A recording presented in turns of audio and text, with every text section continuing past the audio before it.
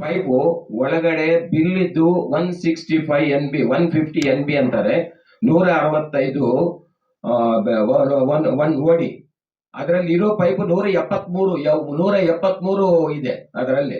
ಅಲ್ಲಿಗೆ ಏನಾಗ್ತಾರೆ, ನಮಗ್ ತಪ್ಪಿಸಬೇಕು ಅಂತ ಬಿಲ್ ಅನ್ಸೈಜ್ ಆಗಿ ಪೈಪನ್ನು ನಮ್ಮ ಪೈಪನ್ನು ಕಳಿಸ್ತಾ ಇದ್ದಾರೆ.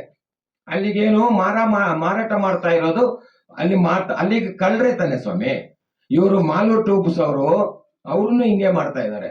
ಬಿಲ್ ಅಲ್ಲಿ ಈ ಸೈಜ್ ಹಾಕಲ್ಲ, ಕ್ಯಾಲ್ಟ್ಯೂಬ್ ಅವ್ರು 170 ಹಾಕ್ತಾರೆ, ಒಬ್ಬೊಬ್ರು ಒಂದೊಂದ್ಸರಿ ರೀತಿ ಹಾಕ್ಬಿಟ್ಟು ಎಲ್ಲರೂ ಮಾಡ್ತಾ ಇದ್ದಾರೆ ಸ್ವಾಮಿ.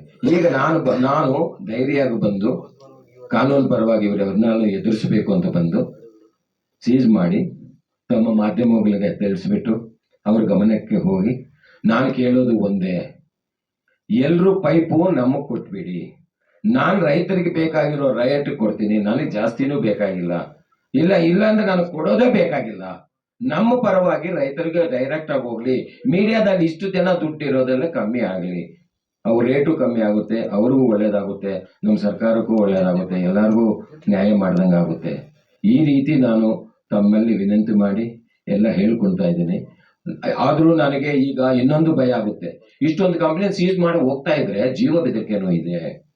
ಮೊದಲೇ ಈ ತರ ಮಾಡಿರೋರು ಯಾರು ಮಾಡಿದಾರೋ ಅಂತ ಗೊತ್ತಿಲ್ಲ, ಮಾಡಿದ್ದಾರೆ. ಈಗ್ಲೂ ಮಾಡ್ಬೋದಲ್ವಾ? ಇಷ್ಟೊಂದು ದೊಡ್ಡ ತಿಮಿಂಗಲಾಗಿದ್ದಾರೆ ಅವರೆಲ್ಲ. ಅದಕ್ಕೋಸ್ಕರ ಇವ್ರ ಮೇಲೆ ಎದುರ್ಕೊಂತಾ ಇದ್ದೀನಿ. ನಾನು ಯಾವ ಧೈರ್ಯದಿಂದ ಇದ್ದೀನಿ ಗೊತ್ತಾ? ಮಾಧ್ಯಮ ಧೈರ್ಯದಿಂದಾನೇ ನಾನಿರೋದು. ಇಡೀ ಮಾಧ್ಯಮದಿಂದ ನನಗೆ ಸೇಫ್ ಇದೆ, ನಾನು ಮನೆಯಲ್ಲಿ ಮಳ್ಕೊಂತೀನಿ ಅಂತ ಉದ್ದೇಶದಿಂದಾನೇ ಮಾಧ್ಯಮ ಮುಂದೆ ಬಂದಿದ್ದೀನಿ ಸ್ವಾಮಿ. ಇದು ತಾವು ಇದರಿಂದ ನಮ್ಮ ಸರ್ಕಾರ ಗಮನಕ್ಕೆ ತರಿಸ್ಬಿಟ್ಟು ಯಾವ ರೀತಿ ಇದಕ್ಕೆ ಮಾಡಬೇಕು ಅಂತ ಅವರು ಸರ್ಕಾರನೇ ಯೋಚನೆ ಮಾಡಿ ನಮಗೆ ಲೈಫ್ ಪ್ಲಸ್ 60 ಅಂದ್ರೆ ಇನ್ನು 60 ನಮ್ಮ ಶ್ರೀ ಸನ್ಮಾನ್ಯ ಪ್ರಧಾನಮಂತ್ರಿಗಳಾದ ನರೇಂದ್ರ ಮೋದಿ ಅವರ ಸರ್ಕಾರದಿಂದ ಇನ್ನು 10 ವರ್ಷ ಜಾಸ್ತಿ ಮಾಡಿದ್ರು. ಕಾಪಿರೇಟ್ಗೆ 60 ವರ್ಷ ಇತ್ತು, ಈಗ 70 ವರ್ಷ ಆಗಿದೆ. ಆದ್ರೂ ನಮ್ಗೆ ಅಷ್ಟು ಬೇಡ. ನಾನು ಹೇಳೋದೇನಂದ್ರೆ, ನ್ಯಾಯವಾಗಿ ಒಂದು ಲೆವೆಲ್ ಬಂದ್ರೆ ನಾವು ಸಹ ಫ್ರೀಯಾಗಿ ಬಿಡ್ತೀವಿ. ಫ್ರೀಯಾಗಿ ಬಿಟ್ರು ಅವ್ರು ಲೂಟಿ ಮಾಡಿಬಿಡ್ತಾರಲ್ಲ, ಅದಕ್ಕೆ ನಾವು ಒಂದು ತಕ್ಕನಂತ ಪಾಠ ಕಲಿಸ್ಬೇಕು. ಅವರೆಲ್ಲರಿಗೂ ಪಾಠ ಕಲಿಸ್ಬಿಟ್ಟು ಅವರಿಂದ ನಮ್ಮ ಜನಗಳಿಗೆ ಒಳ್ಳೇದು ಮಾಡೋ ರೀತಿ ನಾವು ಮಾಡಬೇಕು ಅಂತ ನಾನು ಅದಕ್ಕೋಸ್ಕರ ಮೊದಲು ನಮ್ಮ ಮಾವನವರು ಓಡಿಸ್ಬಿಟ್ಟಿದ್ದಾರೆ ತಮಿಳ್ನಾಡಿಗೆ.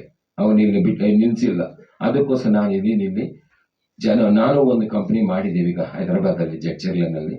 ಅಲ್ಲಿಂದ ಜನವರಿ ಆದಮೇಲೆ ಹೊಸ ಫ್ಯಾಕ್ಟ್ರಿ ಎಲ್ಲ ಶುರುವಾಗಿದೆ. 40 ದಿವಸ ಕಂಪ್ಲೀಟ್ ಆಗುತ್ತೆ. ನಾನು ಪೈಪ್ ತರ್ತೀನಿ, ನಾನು ನ್ಯಾಯವಾದ ಬೆಲೆದಲ್ಲೇ ಜನಗಳಿಗೆಲ್ಲ ಕೊಡ್ತೀನಿ. ಅಲ್ಲಿವರೆಗೂ ಇವರು ಬರಲಿ. ಆವಾಗ ನಾನು ಕೊಡ್ತಾ ಇರೋವಾಗ ಇವ್ರು ನಮ್ಮ ಜೊತೆ ಬಂದರೂ ಪರವಾಗಿಲ್ಲ, ಸೀಸ್ ಮಾಡಿ ಎಲ್ಲ ಮಾಡ್ತೀನಿ. ಆಮೇಲೆ ರೇಟ್ ಕಮ್ಮಿ ಕೊಟ್ಟು ಕೊಡ್ಲಿ, ತಪ್ಪಿಲ್ಲ. ಅವ್ರೂ ಕಮ್ಮಿ ಕೊಟ್ಟು ಜನಗಳಿಗೆಲ್ಲ ಉಪಯೋಗ ಆಗಲಿ. ಅದಕ್ಕಾಗಿ ಈಗ ನಾವು ಕರ್ನಾಟಕ, ತಮಿಳ್ನಾಡು ಎಲ್ಲಾನು ಸೀಸ್ ಮಾಡೋಕ್ಕೂ ಸರ್ಕಾರ ಇದು ಕೋರ್ಟ್ ಆರ್ಡರ್ ತಗೊಂಡಿದ್ದೀನಿ. ಇದು ಆದ ನಂತರ ನಾವು ಮತ್ತು ಸೀಸ್ ಮಾಡಿ ಎಲ್ಲಾರನ್ನು ಸ್ಟಾಪ್ ಮಾಡಬೇಕು ಅಂತ ಪ್ರಯತ್ನ ಮಾಡ್ತಾ ಇದ್ದೀನಿ ಸ್ವಾಮಿ.